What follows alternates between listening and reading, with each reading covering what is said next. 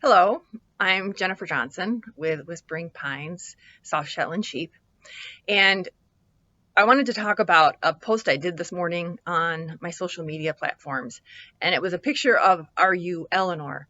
And on the post, I made this comment that I roo'd her fleece this year, but didn't offer it for sale as a raw fleece because it had residual wool from last year's clip. So what I meant by that is when we shear, we try to shear before lambing, and you bring the shearer in, and he does the entire flock.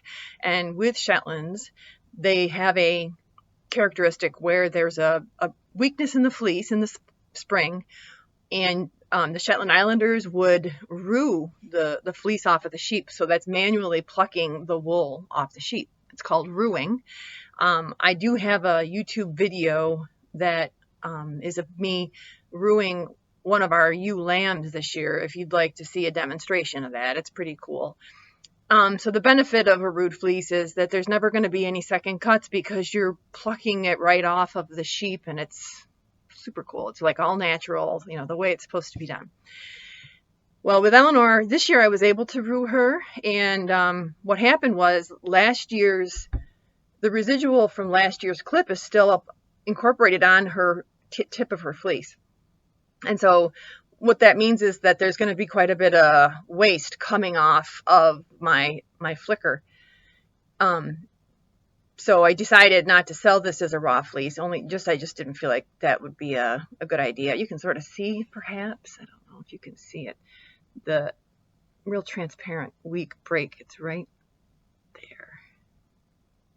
So if I pulled this, it would just come off. But what I want to do is I want to show you what this is going to look like before and after I flick it. I was going to say something about combs too. I mean, you can process this using combs. I use a flick carder, so I'm not sure how that is important. Let me think what else I wanted to say about this. I think that's pretty much it. So I'm going to go now to the carding table in my basement where I card, and I'm going to card this lock, and you're going to see the waste that comes off of the top, and you're also going to see just how beautiful her wool is after it's been carded and ready to spin.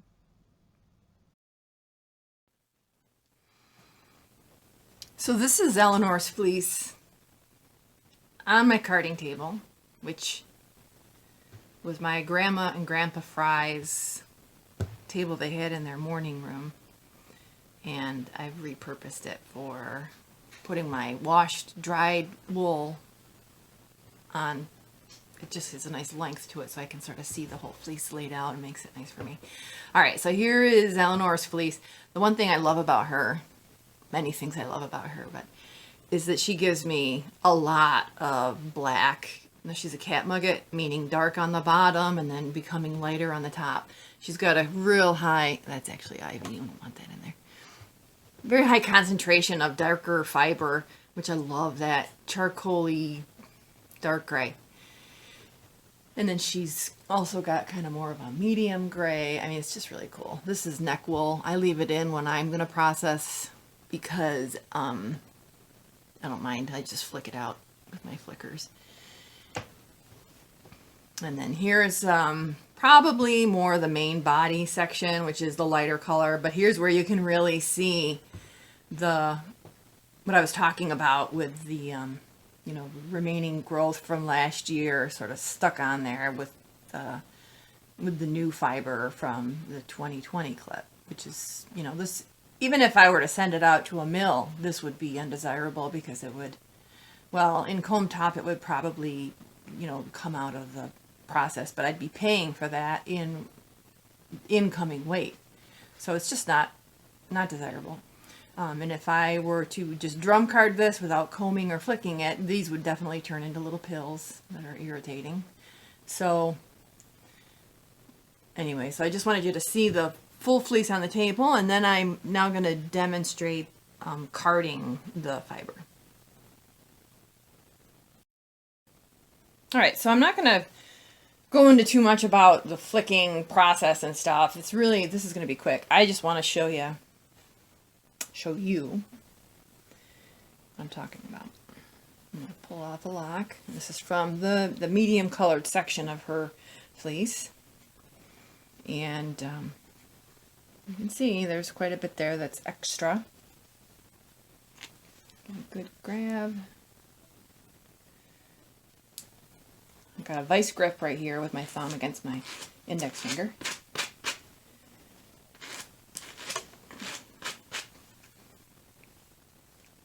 So just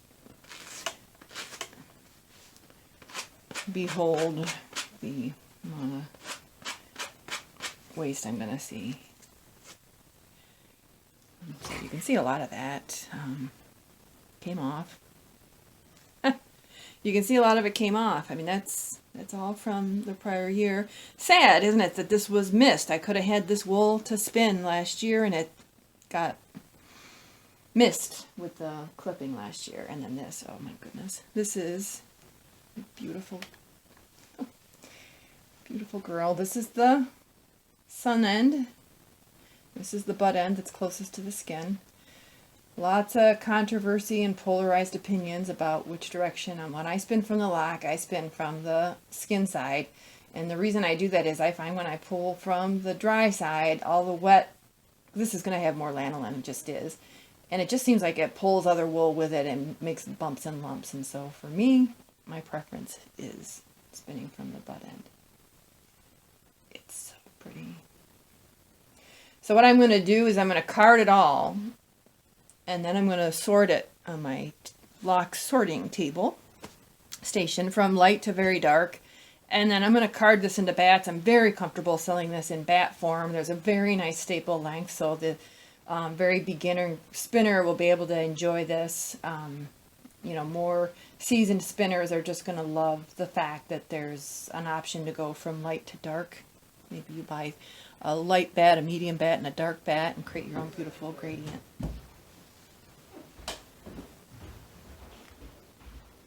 Thank you, Elinor. This is Whispering Pines Pearl. So she's also a gray cat nugget, like Elinor, and she's also one of the sheep that I was able to roo this year. So I just wanted to show you just how beautiful, uniform, clean the rooing result is with our Shetlands. And what I want to also say is that next year when I roo her, I won't have that waist at the tips that I was talking about on the carding table. It will be beautiful tips that are perfectly incorporated with the rest of the lock. The other thing I wanted to mention is that the break is also called the rise, so you'll hear people refer to it as a rise. And then there's one other thing I wanted to mention. One downside to rooing is that I kind of feel like I'm negatively impacting my shearer, which I really love my shearer. So there are going to still be sheep in my flock that need to be sheared, either because they hate to get rooed. So I had Yuki this year. I rooed her, and she was really unhappy and uncomfortable. You could tell. I ended up going to scissors, hand scissors, to finish her off. The other thing that makes this a challenge, that I don't know that I made it clear or not, is that the sheep don't all hit the rise at the same time. And that's why it's tricky when you have the shearer come one day to shear them all. Some of them are before the rise, some of them are right there perfectly on the rise and they shear beautifully. Some of them have yet to reach the rise, and that's the scenario where you get those clumps. But I just wanted you to see, I mean, Pearl's similar to Elinor in terms of the darkness that she also provides me. It's just, excuse me, very, very pretty. Okay, you can go back in. Okay, thank you, Pearl, beauty. Okay, now this is a ewe. It's either a Fabia or Soraya. I used the NPR naming convention this year. But this is a ewe that hit the rise after we sheared. So what you can see here is you can just see the wool sort of dripping off her down here. This is all stuff that's going to be waste next year on next year's fleece, the 2021 clip. And I'm going to show you. I mean, it comes right off. So what I'm doing is making a list. Come on, sweetheart. Making a list of all the sheep that I'm going to want to roo next year. She's definitely on the list because she has a gorgeous fleece. So next year it'll be a lot different. There, you see it just plucks right off, right at the weak spot. All right, so I'm going to put her back in because I think her lamb is in there. But I just wanted to make sure that you saw. She doesn't look, back up a little. Come here and then I'll let you go back in. Doesn't have that beautiful smoothness that Pearl had, right? She's looks kind of choppy and, I don't know. Now down here, where it is coming off, you can see that beautiful uniform smoothness. So this will be really nice, but I mean, that's a small portion of the fleece, so. All right, thank you very much for volunteering.